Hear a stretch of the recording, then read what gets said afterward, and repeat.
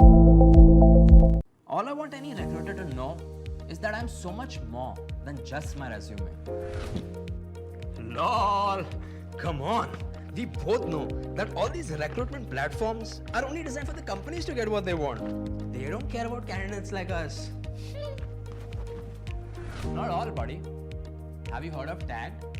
Karan Roy, data scientist. Tag score 96%.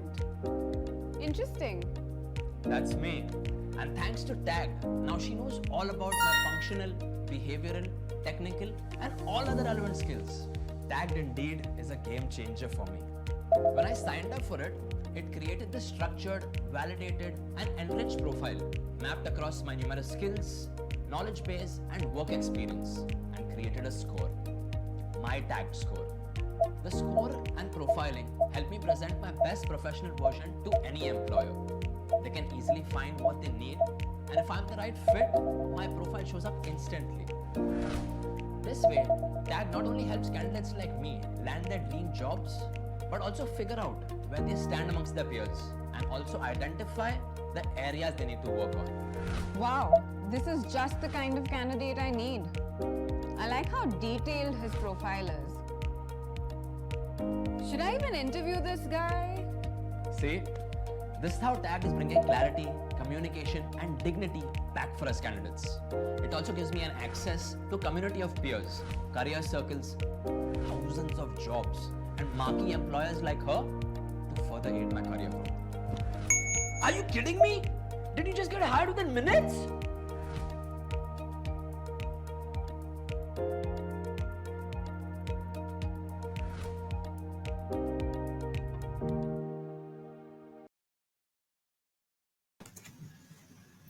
Good evening, friends. On behalf of TACT and Honeywell team, I welcome all of you to this wonderful 13th episode of Career Circles Live.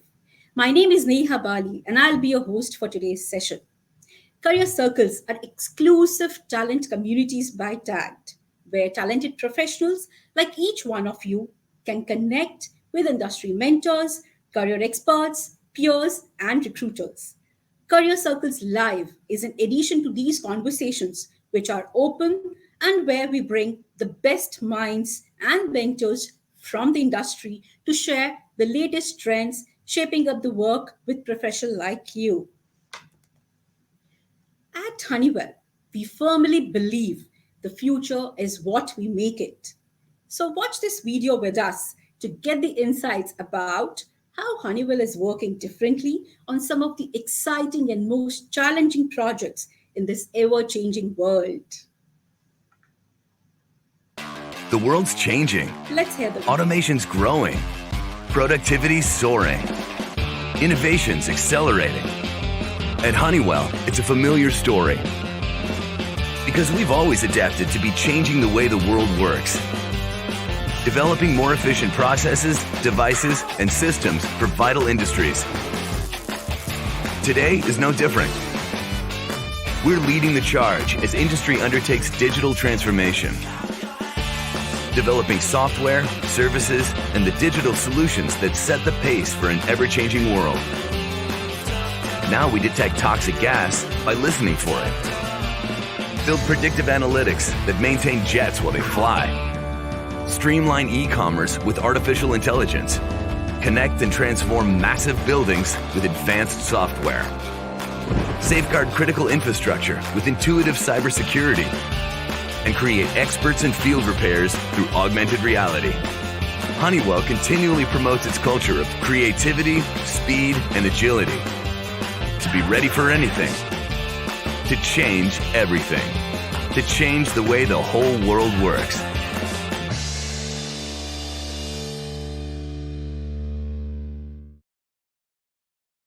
This video would have helped to know how Honeywell is changing the future. Without further ado, let's begin with our session. Our topic for today's discussion is Process Engineering at Honeywell UOP in Energy and Sustainability. It gives me immense pleasure to welcome a speaker for today, Mr. Ramesh Subramaniam. Ramesh Subramaniam is the Director of Chemical Engineering at Honeywell. He's an accomplished professional with 30 plus years of experience in refining, petrochemical and gas industry, in operations, technical services, and basic engineering. He has tremendous exposure and hands on experience across technologies. He's currently leading a team of 250 plus engineers who are carrying out basic engineering work for the worldwide customers. He's well versed in developing, mentoring, and coaching talent. We are glad to have you with us today, Ramesh. Thank you, Neha. Thanks for the introduction and thanks for having me here. My pleasure.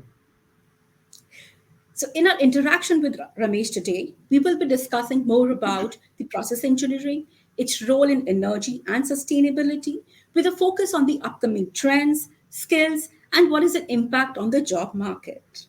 This is going to be an insightful session, guys. So, at any point of time, if you have any questions for us, please put them in the chat box and we will be happy to take them during the end. So, Ramesh, before we start, I'm sure our audience would really like to know a little more about what is process engineering all about and why it is so important in today's world. Yeah, thanks, Neha. Thanks for setting the context here. I think when we talk about the energy industry, it's very too broad. I think I would like to stick to the refining petrochemicals and gas industry. And that is where most of our focus is, and that's where Honeywell UOP's expertise is. Okay. So to talk about the process engineering per se, so being a technology company, we specialize in developing technologies which addresses the needs of the customer and address the needs of the world.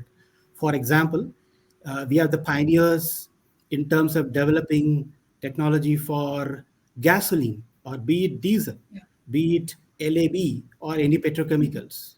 Okay, but that's a small scale we develop from scratch in a lab scale. Okay, when you talk about lab scale, it's about in a 10 feet by 10 feet or 20 feet by 20 feet environment. Okay, but the real challenge is how do we ensure that the what it works in a lab scale, can it be scaled to a large scale, large industrial scale, for example, the size of the half the field of football field. Okay, that's the challenge. That is where the process engineering skill comes into this picture. Okay, that is where Honeywell UOP excels in terms of process engineering. That is where Honeywell UOP in India, in Gurgaon, that also excels in that. Okay, just to set the context here, it's more of energy industry. It's not broad. It's about more. We'll be concentrating more on refining, petchem, and gas industries. Sure. That's a wonderful knowledge sharing, Ramesh, with us. I'm very sure the audience would have been a little bit curious to know what exactly, what do you see the field of process engineering in refining and petrochemical, and like you said, in oil and gas, how it has been evolved in the later years, and what is the role that Honeywell UOP team has played so far in the evolution? Okay. Just to set the context here, Honeywell UOP has been doing this for more than 100 years. To be more precise, we are in the 109th year now, probably entering the 110th year very shortly. Okay, so that has been evolving, and getting new technologies to the marketplace, to where the customers can feel it is has been our specialization. Okay, starting with whether it is gasoline, I talked about the diesel, whether it is petrochemicals, and now the latest trend is the sustainability technology. See, if you go back, say 20 years back or even 15 years back, nobody used to talk about the sustainable technologies, especially in this industry. Okay, it has now come about as a need of the hour to make sure that we have sustainable technologies which addresses the needs of the humankind. Okay, as we call it. So that's the need. So what it means is the process technology per se is not new. Okay, and we have been in this field doing this for the last 100 years, as I mentioned about.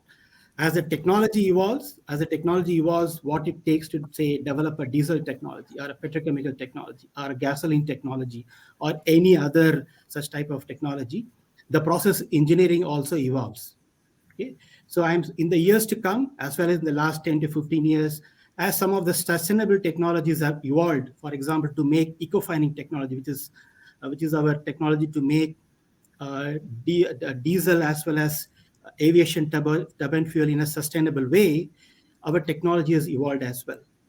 Okay, as well as the carbon capture. So we are, as the technology gets involved, the process engineering also gets evolved. Okay, some of the process technology elements which we used 50 years back, some of the 100 years back, are still valid. That can be still reused. But some of the new elements of process technology which we are learning as we are growing. Okay. That's the way I put it. That's So as the technology evolves, engineering also evolves. absolutely true. That's absolutely true. When it's a 100+ years organization moving ahead towards this newer technology, definitely the newer things will come up. So, any initiatives or any special projects or any examples that you can quote or cite for us for to understand better how this is being taken up in Honeywell? But I'm assuming that, I mean, let me just stick to the sustainability piece right now. Then we Sure. can talk about the other pieces. Okay, let's just talk about the sustainability piece. We came with a technology called eco-fining probably about 10 years back. This is to make uh, green diesel and green ATF, that is sustainable aviation turbine fuel. Okay, so this is not new. So we were the first to pioneer this probably 10 years back, but so much so, the in the last 7 8 years we sold about probably 2 units, okay, to customers in US. Okay, whereas in the last 2 years alone we have licensed more than 20 units. Okay, we are the leading technology provider for eco-fining in terms of whether it is for diesel or sustainable aviation fuel. That is one. Okay, there is another evolving technology which is very much picking up is this carbon capture. Yes. So in carbon capture, there are two elements. One is the pre-combustion carbon capture and so the post-combustion carbon capture. Okay. As far as the post-combustion carbon capture, we have tie-up with UT Austin University in Austin, and where we are coming out with the technology called ASCC, which will helps in solvent-based technology, which can capture the post-combustion carbon CO2s. Okay, and we also have a ready now technology which can capture carbon in the existing hydrogen units, okay, with either with solvents or with PSA, okay, or with a CO2 fractionation column, okay, by which we can capture almost 98% of the carbon, okay, which is ready now, and we are employing these two technologies in the upcoming projects. One of the projects, Wabash Valley projects, is being built in US. Okay, it's that's almost being probably it'll come on stream by end of the year, probably next year, where we are almost capturing 1.65 million tons of carbon is getting captured per year. Okay, another one we recently announced is a tie-up with ExxonMobil in one of their facility in the US. Again, there we are expected to capture almost 7 million tons of carbon in their hydrogen. We purify the hydrogen and also capture the carbon. Okay, so there are quite a few projects are coming, and several of them are getting announced as we speak, and we are confident in the coming years we'll have several more coming up in the other parts of the world as well. Yes. Certainly, certainly. This is really interesting updates that we have received, and certainly we will go ahead and have some more newer projects and some more newer technologies coming up towards the carbon and towards the green fuel. Um, Ramesh, I know that you are leading the team of basic engineering, the engineers who works with you. So help us in understanding what exactly basic engineering works, especially in the Honeywell UOP towards petrochemical, refining, gas, and sustainability technologies. Yeah, thanks, Neha. I think so. Basic engineering is something which, as I talked about in the beginning, where can we convert what we have done in our pilot plants into a unit, large scale unit which can work. But it involves a number of steps. For example, if I take an example for a layman, if you want to talk about a refiner wants to put up, say, a platforming is one of the technologies, our technologies. He wants to put up a platforming unit, and say he wants to put 1,000 tons per annum technology, and 100 is the gasoline octane number he wants to provide. Okay, so that's the basis. So everything starts with the basis what the customer wants. Okay, once having that is where our salespeople come in and sell this to the customers. Okay, having said that, once sales process is over, it comes to engineering for setting up this basic engineering work. What does it involve? It involves looking at the yield estimates, okay, and then doing the process simulation work. So where we use our Honeywell Unisim as the backbone to make sure our process simulation is done. Okay, so that process takes about 4 to 6 weeks, 4 to 8 weeks, depending on the complexity of the job. Okay. Once the simulation is done, so we go to the customer meeting, and we make sure that we are able to tell the customer, this is the flow scheme which looks like, this is what your unit will do. Okay, this is a specification, this is the amount of gasoline it's going to make, these are specifications. That's called the PFD stage. Once the PFD is done, then our engineers start doing the hydraulics. Okay? Hydraulics is where the flow, whether the flow can happen from one column to another, one reactor to another, those type of things. Hydraulics is done, and the detailed P&AD is prepared. That is the process and instrumentation diagram. And in between, we also do the specifications for vessels, reactors, pumps, compressors, and whatever needed for the unit to work, not to speak of the pressure relief valves. Once this is done, we go back to the customer again, maybe after 16 weeks or maybe after 12 weeks, and we have a P&A review meeting with the customer. Okay? And once that P&A review is over and the customer accepts our design, we come back and wrap up the design, and the project is delivered to the customer as in a software, in a soft package, or sometimes in a hard package consisting of 500 to 100 pages.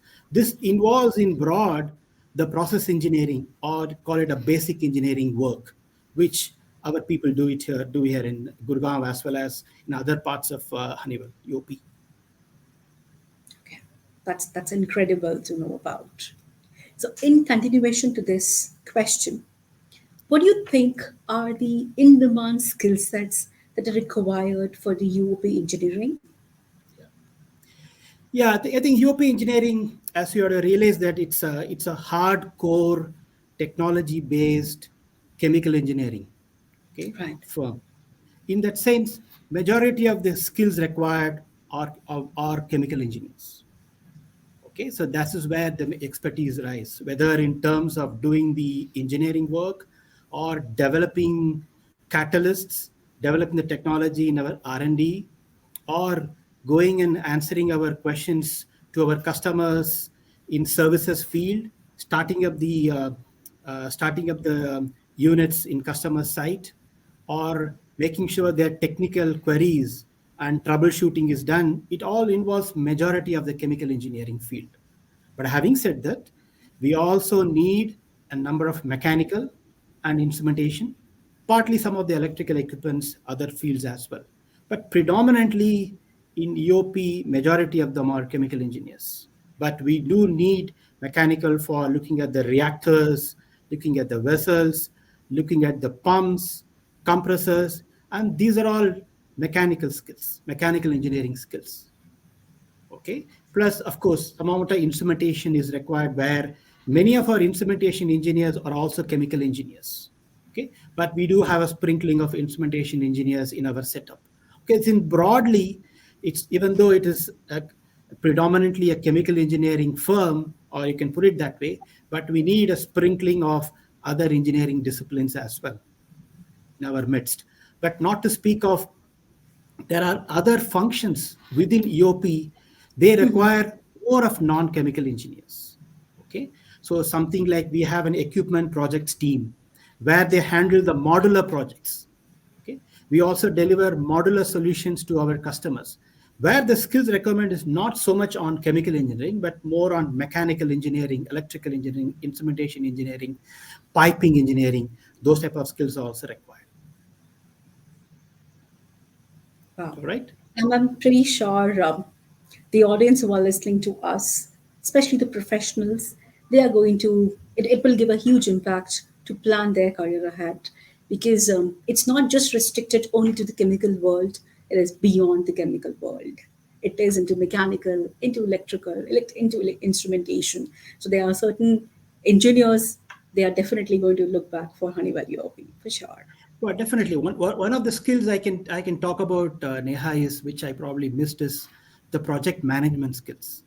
Okay, since we deliver a number of almost 200 plus basic engineering projects every year, we need a lot of project managers as well.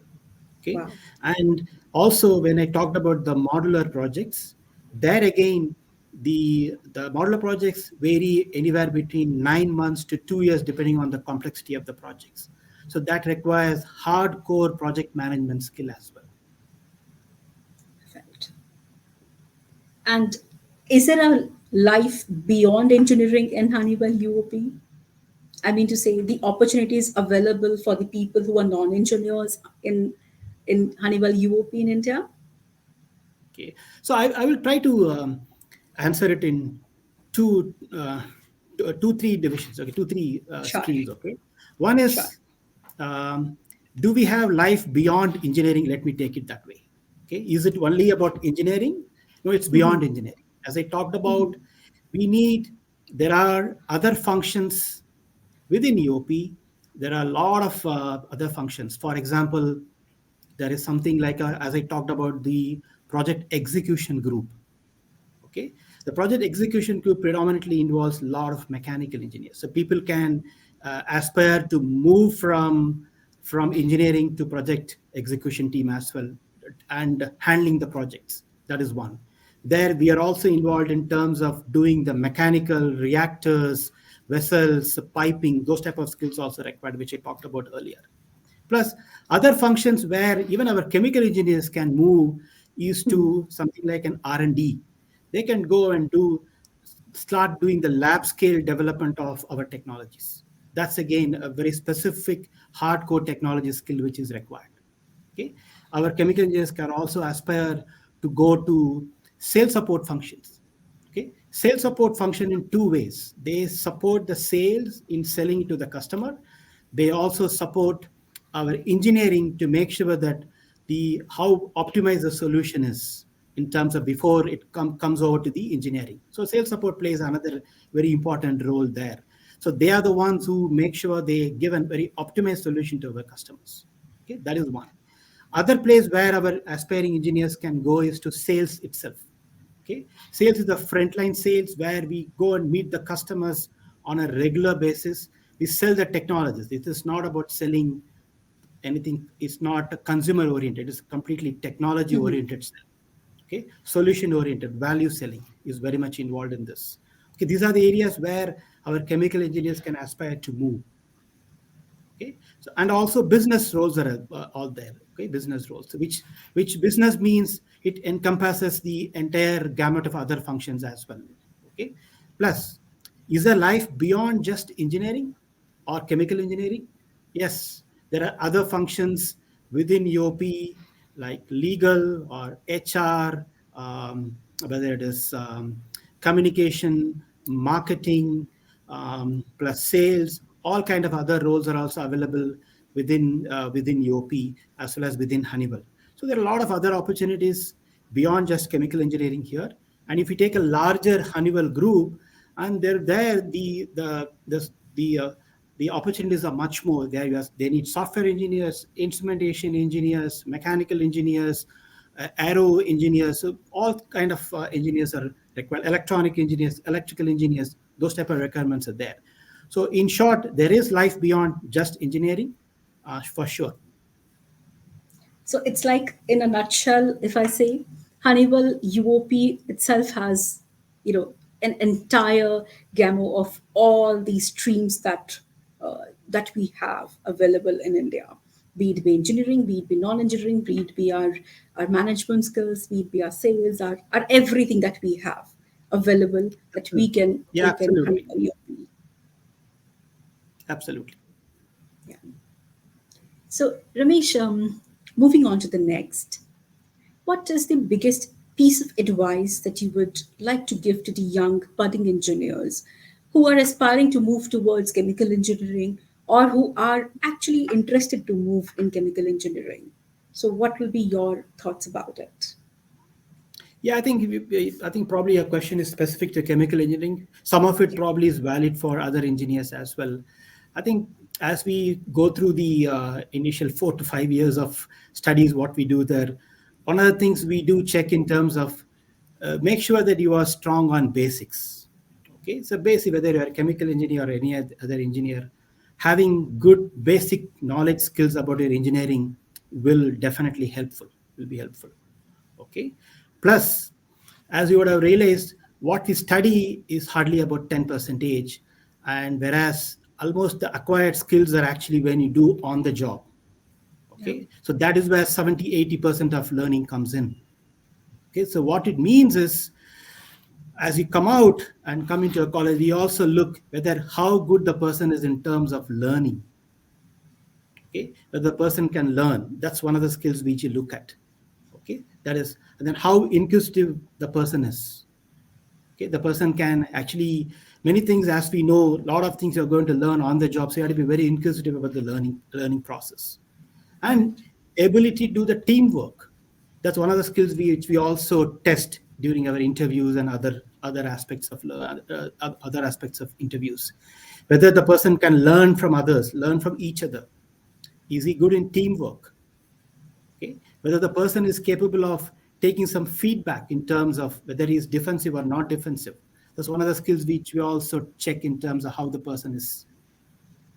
Okay, and not to speak of, there's one more important skill is, one is the communication piece.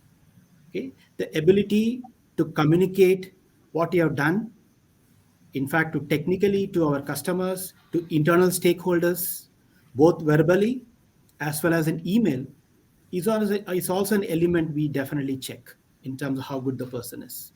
These are it. So it's beyond, I would say, beyond just the technical skill, but the technical skill is the core, without which you cannot get in. So the strong basics, whether it's chemical engineering or any other engineering, is very important. Understood. That was very informative, Ramesh. And definitely it will give a wide horizon to the youngsters who are looking towards entering into the chemical engineering phase. I myself, being a chemical engineer, had it been I would have heard these words some down the past few years back, maybe I would have been continued with chemical engineering rather than moving my stream towards from chemical to marketing. Good to know that. So moving ahead, Ramesh, as you're aware that every organization in any sector, it's focusing more towards diversity and inclusion. And in this context, would you like to share some of your views how and what importance of diversity and inclusion it plays in the field of engineering? How Honeywell is playing that role and what all steps that Honeywell is taking towards it? Okay. So let me again go back to my core area in terms of, let's talk about the chemical engineers to general. Since I'm also involved a lot in recruiting, I go to colleges and my team goes to the colleges. One thing what we are seeing, at least in chemical engineering, is about 10 to 11 percentage as they enter the colleges. That's the number of diversity people in the here. When we say diversity, we're talking about here women here directly. Okay, so that's the number we are talking about. But what's the number as we speak in chemical engineering in UOP? It's more than 30 percentage. So what it means is there is a definite focus in terms of hiring diverse talent into our field. That's one. Okay. Second thing is, having hired all of them, how do we make sure we retain them? Okay, that's the next focus.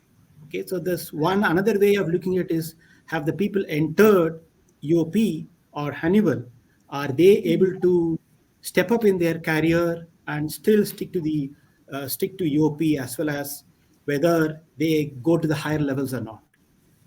Okay, so as per the data again, for higher level employees beyond some level, again our diversity number is more than 15%, more than 16, 17%. That means that there's a good ratio of people as they enter EOP, they are also become coming into the higher level role. Okay, that's a measure of how we are able to retain our diversity employees. That's one. But what are the things which we believe we are doing it right? Okay, one is there is something like WIN event, that is Women Interest Network. So which is open to all the women, also to all the men. Okay, that's very active in various parts of Honeywell. It's also very active in Honeywell UOP as well, where this is led by women and they take up topics of interest, not just of topic of interest to them, to the women, also to the enabling the career movements. Okay, some of those, and that's an event which is being looked, which is being done very well, and a lot of participation is there. That's one. There is another avenue for where the women can grow and aspire to grow to the higher roles is the IWLF, that is the India Women Leadership Forum. That is being run from the top leadership level from Honeywell. Okay, where top talent from diversity are picked up, and they go through a training of 6 months to 1 year where they go through real business scenario by which they are able to solve the real problems. Okay, and which will enable them to take a step change career into a higher leadership roles. So these two are very much in vogue. Okay. There's another area which Honeywell does very well, UOP does very well, is the to take care of the realities of women in terms of the maternity leaves. Okay. One is everyone is entitled to an extra 1 month beyond what the government says. Okay, that's the kind of flexibility which is given to the women employees. On top of it, there is a buddy attached to the women. So when they come back to work, they know what exactly they have missed during that period. So the buddy can help to fill the gaps in terms of what has happened, and to make sure that is to ensure that some learning gaps are addressed, such that the women, when they come back from maternity leave, can also be almost at par as soon as the person comes back. There's a lot of other programs which are run to make sure that we are able to not only attract the diversity talent, we are also able to retain the diversity talent. So a number of such programs are held and in vogue right now in Honeywell and UOP, and which is the why there's the reason that we are able to have so many diversity talent working with us. Wow, that sounds really impressive, Ramesh. And it's rightly said, diversity. It's an art of thinking independently together. And what I just sum up was different aspects that Honeywell has focused. They have picked up the topics, they have thought about it, and then they have brought all the independent minds together towards one goal of diversity and inclusion. That's really commendable. Moving towards a last question, Ramesh. Basis on your experience in Honeywell, it's more than 30 years. So, what kind of training do we give to the new hires? And what training and what kind of the other avenues that a new hire can expect when they enter into Honeywell UOP? Okay, so I will start with the sort of training which we give in engineering and expand it to other areas as I speak. One is anybody who comes into engineering, especially the chemical engineer for sure, is guaranteed to take a minimum 12 weeks of hands-on training. Okay, this will comprise of training in simulations, PFD generation, PND generation, looking into the tools, procedures, the work processes. Okay, so they get 12 weeks of training before a person is actually starts working on a customer facing project. Okay, so as the person starts working on a customer facing project, okay, so there he is given a coach. Make sure that training process continues for another 9 months, 12 months, if needed for even 18 months, to make sure the person is completely integrated into Honeywell and EOP. Okay, that's a kind of training given. And a similar training is given for mechanical engineers or instrumental engineers as well. Okay, and training is not just related to this 12 weeks. Okay, We also have almost 40 weeks or even 42-week training program. It's about 2 hours every week. Okay, that covers all aspects of engineering, starting with the design basis, how the process engineering is done, how the projects are done, going into the delving into the deep analysis into the heat exchangers, heaters, or pumps, compressors, all kinds of equipment, process equipments, and everything is being almost 40 to 42 weeks. It's run over the year. Okay, that's again anybody who comes into engineering or even the other parts of UOP are expected to attend this training.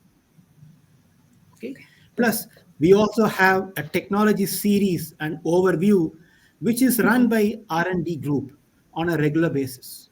That's about a 2 hour event. They pick up a technology, say like naphtha technology or a diesel technology or a hydroprocessing or a aromatics. They talk about 2 hours on what's going on in R&D, what's going on in engineering, what's going on in services, what's going on in equipment, or what's going on in business. So all kinds of discussions take place. It's a very interactive discussions. That's again part of the training which is everybody is expected to go through.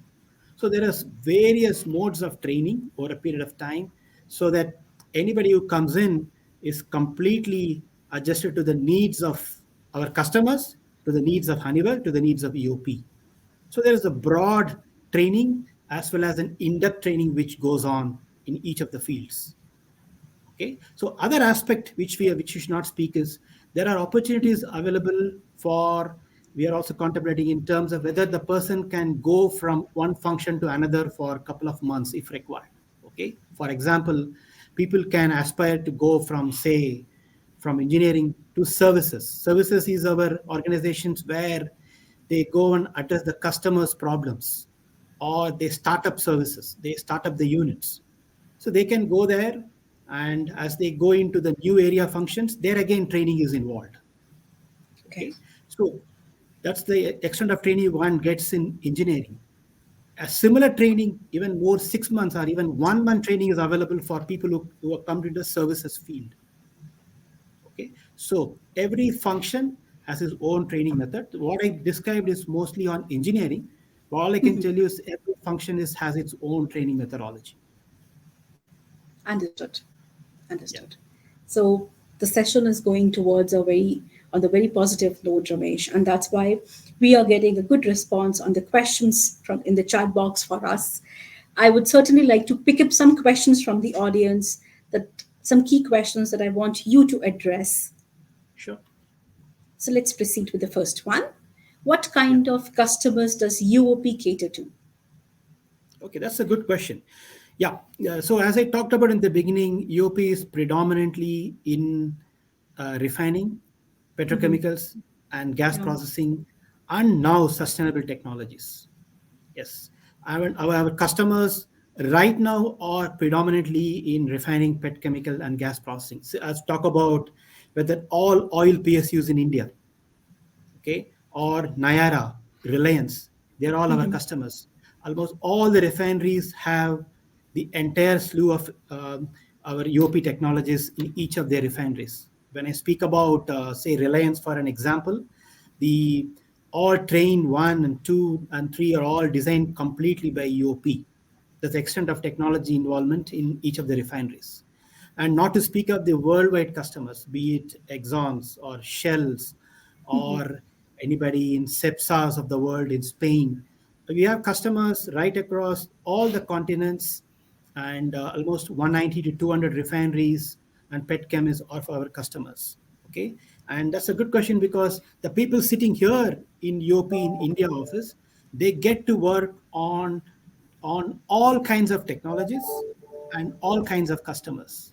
So that means a person here could be working on a technology, or a customer could be sitting in, say, in US or in Latin Americas or in China, or it could be in Australia or in the Far East. So we work across technologies as well as across the continents. Our customers are throughout the region, throughout all the regions. Okay, that's I mean, I'm not. So, but the other question which I want to answer is, as we get more and more into sustainable technologies, where, for example, when we take about carbon capture, Yeah. okay, the carbon capture is going to be, I'm sure in the coming years, our customers will be beyond oil and gas. Okay, for Yes. example, when I talked about the Wabash Valley, where we have a Hmm. carbon capture, they are not an oil and gas. Okay, so they burn biofuels and they burn something else. We capture CO2 out of that. So our customers in the near future will be beyond just the oil and gas. It could be cement manufacturers. Okay, it could be oil and it could be steel manufacturers. Okay, it could be our biogas manufacturers, because our technology touches almost a lot of other fields as well, going beyond. Sustainable technologies are the need of the hour for not just the oil and gas, it could be for across other industries as well. Wow. That's amazing to know that Honeywell is touching every piece part of the globe. We are everywhere, that means. Moving to the next one, Ramesh. What kind of impact do you envision Honeywell UOP having on the energy industry as sustainability in the next 5 to 10 years? Yeah, I think that's a broad question, I can tell you, but I think, and I can tell you, UOP and Honeywell both will have a tremendous impact in the next 5 to 10 years. Yeah. As we speak, Honeywell is probably the only technology company or industrial technology company which has a broad portfolio of sustainable technologies. For example, Honeywell UOP definitely has a lot of process technologies to address whether it's sustainable aviation fuel, that's one we talked about, or carbon capture, or blue hydrogen. Blue hydrogen piece is nothing about, we capture the carbon coming out of already existing technologies, like that is one. Second thing is, we are also working very actively and in the advanced stages of making sure we can have almost commercialized, is the upcycle technology. That is where we chemically recycle all the plastics, okay, which can come out of our users, okay, such that we can recycle it back a petrochemical unit, or we can recycle it back to a refining unit.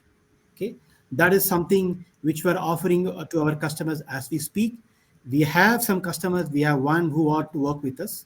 Okay, that's predominantly right now the customers are in US, Europe, and as well as in the Far East. But I'm sure it's a matter of time before we have our customers in India as well. That's one. The another technology we are working very actively is on the flow batteries. Okay, so this is large scale flow batteries. This is not what we see a lithium battery or what we see in the car or something. Large scale flow batteries, because when you have say wind energy, or we make from the solar, the problem is you can only have the wind energy when the wind is blowing, or you can have the solar energy only when the sun is out. So we need to have a way of capturing this energy. That is where this flow energy is coming in. Okay, so that is where our engineers and R&D science are working, where we are also very actively working. We very soon we should have a customer working on this, customer for this flow energy. And we definitely have a product for green energy as well. The centerpiece of green energy is the electrolyzer. Okay, so we work a lot with our electrolyzer vendors. So our customers here are electrolyzer vendors. Okay, where our centerpiece is catalyst coated membrane, CCM, which helps in basically segregating hydrogen from the impurities, CO2. Okay, that's a centerpiece here. Okay, so we are working with large vendors where their expertise is in doing the electrolyzers. Our expertise is in CCM, catalyst coated membranes. We are also working actively with some of our customer, that is vendors there. Okay, so they are, Honeywell UOP is working in broadly in these areas. Apart from this, Honeywell Honeywell itself is working in many other sustainable pieces, okay, which is too broad to for me to explain here. But I think that is where Honeywell is broad based in terms of, we also have technologies, process technologies.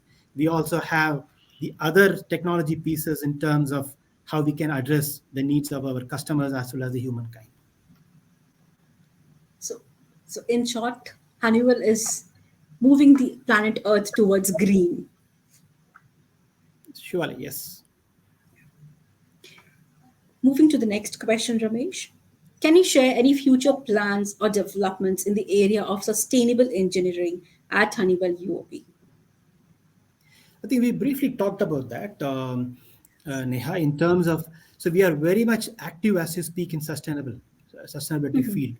We have a technology which can straight away give a sustainable aviation fuel, okay, or sustainable diesel, okay, and this technology is being used by our customers as we speak. As I mentioned elsewhere that we already have licensed more than 20 units in the last couple of years, okay, and there is more interest coming from our customers. One is that, and the other which I talked about is the carbon capture. Our carbon capture technology is real, it is right now. We have various ways of capturing our carbon, whether to CO2 fractionation through cryogenic methods, or through PSA, that is pressure swing absorption, or through solvents. So we have all three areas which are covered. We also have a very challenging way of capturing the carbon in terms of post combustion. The problem with the post combustion is it is at very low pressure, and also it has got very low CO2. Okay, Okay. very few companies have the expertise to capture that carbon dioxide, and UOP has that. Honeywell has that. That's called the ASCC technology, Advanced Solution Carbon Capture Technology, which we have right now as we speak. Okay, and so these are the three technologies where we have a very ready-made solution, and we are going to have ready-made solution in upcycle to address the major problem in terms of plastic recycling. Okay, chemical recycling. What we see a lot of solutions is all mechanical recycling. What we have in terms of the solution which we see in India or elsewhere is mechanically. We can put it in the say along with mix it, put it in the pellets, use it elsewhere, or make use it for the roads. But here, what we're talking about is the chemical recycling. We can recycle it back to where it came from. We can use it as a feedstock for petrochemicals, feedstock of a refinery. It's technology which is real and we have it. We are working on it, and we have a solution. Okay. See, other pieces we talked about battery solutions, flow batteries. Definitely, it's a Blue solution which we carbons. have. We're working on it. We are ready for a customer. Somebody is ready. We can offer it. So we are working on different fields right now. Sounds interesting. So, Okay. how does And one thing I Honeywell can tell you UOP? is all these three technology which I talked about, aviation turbine fuel, carbon capture, or upcycle, all these technologies, we have the capability to work in India. Okay, so definitely all we can be part of this, the next revolution in terms of, I mean, as you speak, this sustainability is going to be a long-term solution. It's not going to be, we are not going to become sustainable tomorrow. Okay, so we still need refining and petrochemicals for the next 10 years, next 20 years. There's going to be a transition period before the entire world goes into sustainable technologies. So it's going to be a next 20 years, 30-year period before which the entire world turns into. Okay. And how does Honeywell UOP collaborates with the other companies to advance the sustainable engineering practices? Okay, so we are working with some of our partners in terms of, for example, we might be the technology provider, we can be the engineering provider. Engineering, for example, we in the sustainable in biofield, for example, we are working with latest one of the announcement which would have come maybe within the last 1 minute. We are working with a company called Alder Fuels, okay, which we can convert some of our pyrolysis oil with our technology or their alder fuel technology into something which we can use it as a diesel or else any other fuel. Okay, alder fuels. We are collaboration with some of our other technology providers or with other technology solution providers, either in engineering or elsewhere. Okay, but it's something which is on the works. Many of the technologies are going to be inbuilt, or where we, in terms of UOP or Honeywell, is going to develop. But a lot of other technologies, we are open to working with our customers and deliver the technologies for them. That's really nice to hear. More and more about Honeywell UOP. It's like you're exciting us to come and join Honeywell UOP. Any initiatives that the blue carbon capture technologies, especially for the refinery piece? Yeah, the blue hydrogen piece is a very interesting piece because the technology is here. Okay, so with whatever technology we have, any refiner can come to us. We probably have a technology which can capture almost 98% of CO2. Okay, so what it means is we have something called a PSA or a solvent solution, or a combination of these two, or other one is the CO2 fractionation.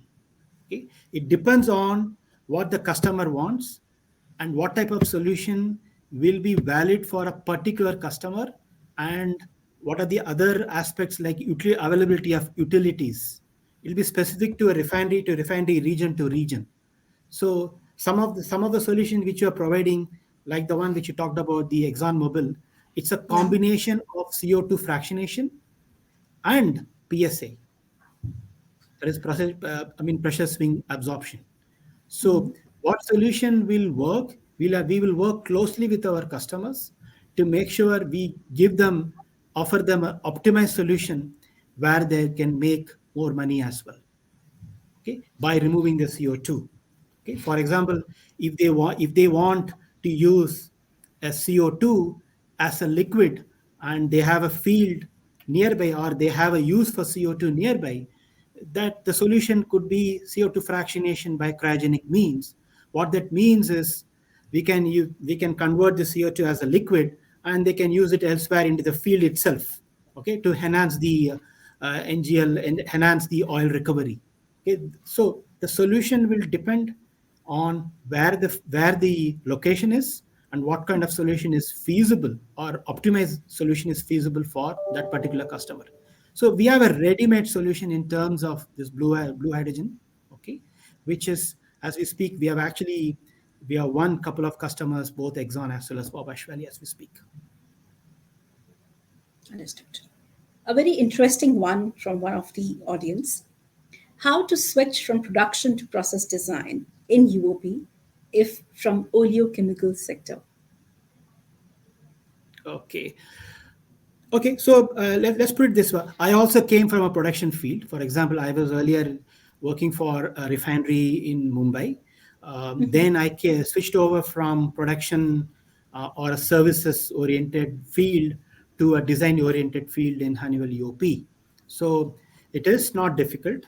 So what it means is you have to discipline yourself in terms of how to design, where, for example, in production, if you are in production area where everything is an industrial scale, for example, 1 kg per hour or 1 ton per hour or 1 PSA does not matter when you are operating a refinery or operating a petchem unit or a gas processing.